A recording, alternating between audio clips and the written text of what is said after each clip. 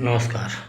मैं सभी लोगों का स्वागत अभिनंदन करता हूँ और एक बार अपने चैनल की तरफ से सर आपको भी नमस्कार और सभी का स्वागत अभिनंदन।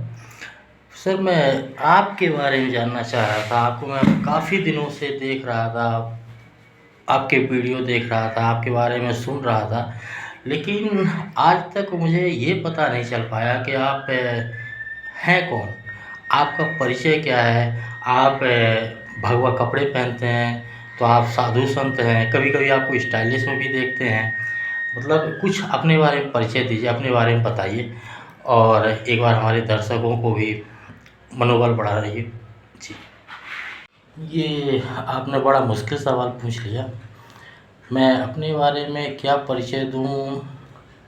ना तो मैं कोई नेता हूँ, ना मैं किसी पार्टी का सपोर्टर हूँ, ना मैं किसी पार्टी का प्रत्याशी, दलाल, अधिवक्ता क्या बोलते हैं आप लोग जो भी बोलते हैं। मैं अपने बारे में बताऊँ तो मैं पूर्ण रूप से सनातनी हूँ, हिंदू हूँ और जात का देखिए तो मैं ब्राह्मण हूँ। और जो अभी रहा सवाल मेरे वीडियो के बारे में और जो आप मेरे वक्तव्य सुन रहे हैं और वीडियो में जो आप देख के वो सब चीज़ें हैं, तो मैं आपको ये कहना चाहूँगा कि मैं किसी पार्टी को सपोर्ट और विरोध नहीं करता हूँ और मैं बीजेपी का सपोर्ट इसलिए करता हूँ कि धार्मिक प्रवृत्ति जो है तो बीजेपी के नेताओं में है। आप मंच से जय श्री राम, वंदे मातरम, भारत माता की जय बोलते हुए किसी भी नेता और अभिनेता को खुलेआम और पार्टी वालों को बीजेपी के अलावा किसी को नहीं देखेंगे, क्योंकि बीजेपी एक ऐसी पार्टी है जिसके नेता आ, खुले मन से भारत माता की जय, जय श्री राम, सिया राम और धार्मिक प्रवृत्ति के नारे भी लगाते हैं और शांति वार्ता हर तरह से बीजेपी ही करता है और मैं बीजेपी को मानता हूँ। और मैं आपको और जानकारी के लिए बता दूं कि मैंने जीवन में कभी वोट नहीं डाला। मैं हमेशा इस चीज़ से हमेशा कन्फ्यूज रहा कि मैं वोट दूँ तो किसको दूँ और इसी चक्कर में मेरे को कोई नेता पसंद नहीं आया, मैंने वोट नहीं डाला। लेकिन जब मोदी जी प्रधानमंत्री के उम्मीदवार बन के सामने आए, उसी समय मेरा जाना गुजरात में हुआ। मैंने गुजरात का दौरा किया, थोड़ा देखा वहाँ। वहाँ का जब प्रोग्रेस मैंने देखा तो मुझे महसूस हुआ कि एक ऐसा चेहरा है जिसको मैं वोट कर सकता हूँ। तो उस टाइम में मैं किसी कंपनी में नौकरी करता था, तो आप लोग नहीं विश्वास करेंगे कि मैं 70,000 की नौकरी का रिज़ाइन करके मैं मोदी जी को वोट देने गया, क्योंकि कंपनी ने मुझे छुट्टी नहीं दी। फिर उसके बाद करीब 6 महीने तक मैं घर बैठा रहा, मुझे नौकरी नहीं मिली। एक्चुअल में क्या है कि मेरा जो प्रॉपर पेशा है, जो मेरा नौकरी है, मैं नौकरी से ही मेरा घर परिवार चलता है। मैं एक छोटा-मोटा एम्प्लॉई हूँ और मैं नौकरी करता हूँ छोटी-सी कंपनी में और ज़्यादा बड़ा आदमी भी नहीं हूँ। मेरी ज़्यादा सैलरी तनख्वाह भी नहीं है, केवल अपना घर परिवार का गुज़ारा करने के लिए है। लेकिन उस टाइम में मैंने मोदी जी को वोट देने के लिए अपना करियर दाँव पे लगा के मैंने वोट दिया और मैं उसके बाद से 6 महीने मुझे बहुत तकलीफ़ हुई। आप लोग विश्वास नहीं करेंगे कि हम लोग खाने के लिए परेशान हुए, बच्चों की फ़ीस के लिए परेशान हुए, हर तरह से मुसीबतों का सामना किया। लेकिन कुछ समय के बाद मुझे महसूस हुआ कि जो मेरी दुःख और तकलीफ़ है वो कोई बड़ी नहीं है और आज मेरा वोट मेरे देश के काम आ रहा है। तो इसीलिए कभी भी देश और धर्म पहले है और धर्म से भी पहले देश है। जब देश ही नहीं रहेगा तो धर्म कैसे रहेगा। और धर्म को मैं ज़्यादा प्राथमिकता देता हूँ कि अगर धर्म है और धर्म की प्रवृत्तियाँ आप लोगों में है और ये दोनों एक दूसरे से संबंधित है, तो देश धर्म दोनों अलग ही इनका महत्व है और बहुत महत्वपूर्ण चीज़ें हैं। देश और धर्म के लिए मैं एक कहा जाए तो मैं धर्म योद्धा हूँ और मैं अपने धर्म के लिए, सनातन के लिए और हिंदू के लिए, हिंदुस्तान के लिए, इन सब के लिए मैं युद्धरत हूँ और मैं किसी समुदाय विशेष का विरोध नहीं करता हूँ। विरोध मैं उसका करता हूँ जो आप लोग गलत कर रहे हैं।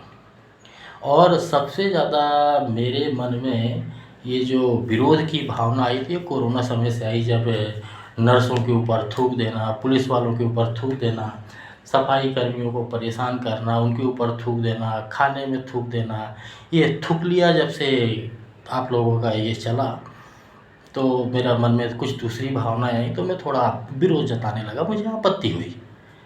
जब आपत्ति हुई तो मैंने विरोध किया, बाकी ऐसा कुछ नहीं है।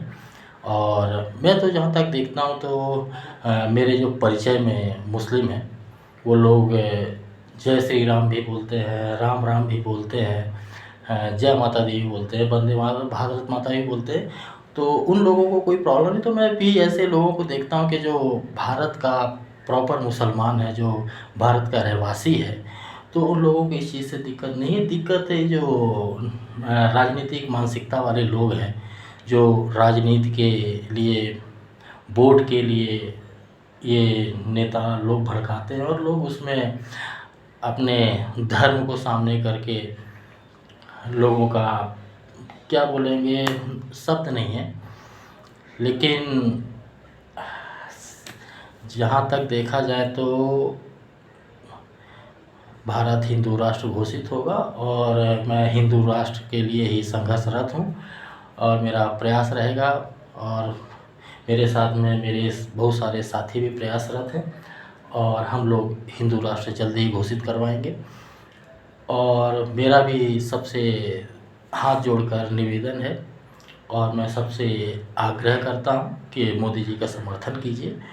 और मोदी जी ऐसे चेहरा है जो देश को आगे ले जा सकते हैं और मुझे शायद नहीं लगता कि बाकी कोई चेहरा कोई है जो कि बीजेपी के अलावा किसी पार्टी का कि जो प्रधानमंत्री बनने लायक है। और एक भी अगर चेहरा हो तो आप लोग मुझे कमेंट में बता सकते हैं, मुझे मैसेज कर सकते हैं।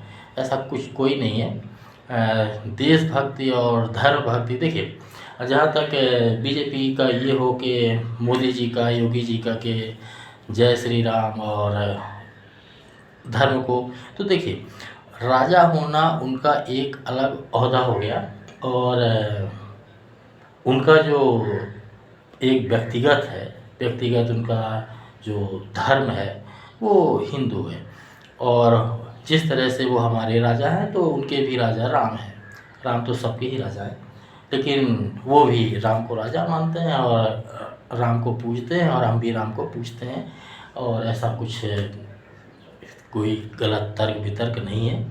और जहाँ तक सवाल है क्या तमिलनाडु के मुख्यमंत्री के बेटे और फिर उसके बाद फारूक वगैरह, मतलब कितने सारे लोगों के आप बयान सुनते रहते हैं, सब हिंदू विरोधी, देश विरोधी, सनातन विरोधी, धर्म विरोधी, मतलब हिंदू को मिटा देंगे, सनातन को मिटा देंगे, धर्म को मिटा देंगे।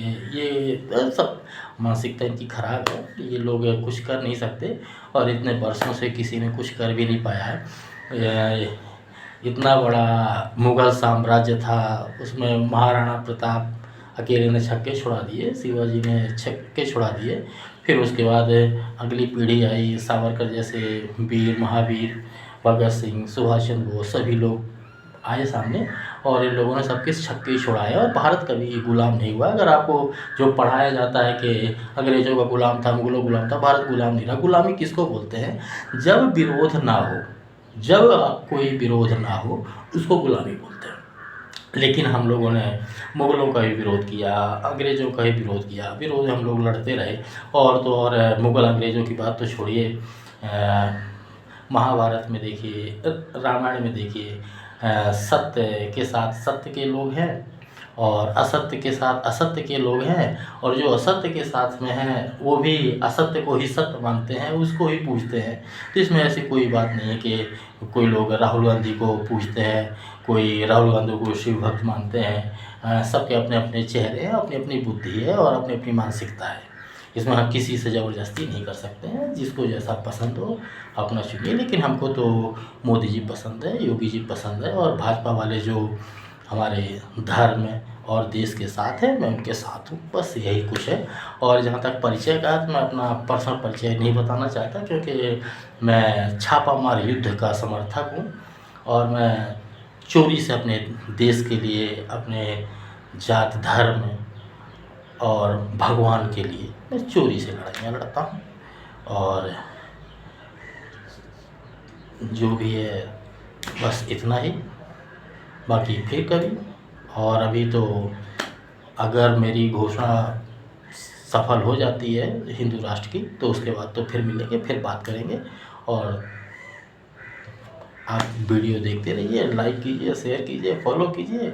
अगर आपको लगता है कि ये बातें अच्छी हैं, मैं अच्छा बोलता हूँ और लोगों को लग रहा है कि इससे मनोबल बढ़ता है, और वो लोग भी लाइक शेयर करें, लोगों को बढ़ाएं, धर्म का प्रचार करें। और एक्चुअल में क्या है कि लोगों की मानसिकता इतनी ख़राब हो गई है कि पहले तो हमारे साजिश के तहत लोगों ने हमारे गुरुकुल बंद किए, फिर गुरुकुल के बाद हमारे धर्म का प्रचार प्रसार बैन किया, तरह तरह के कानून बनाते गए, लेकिन धर्म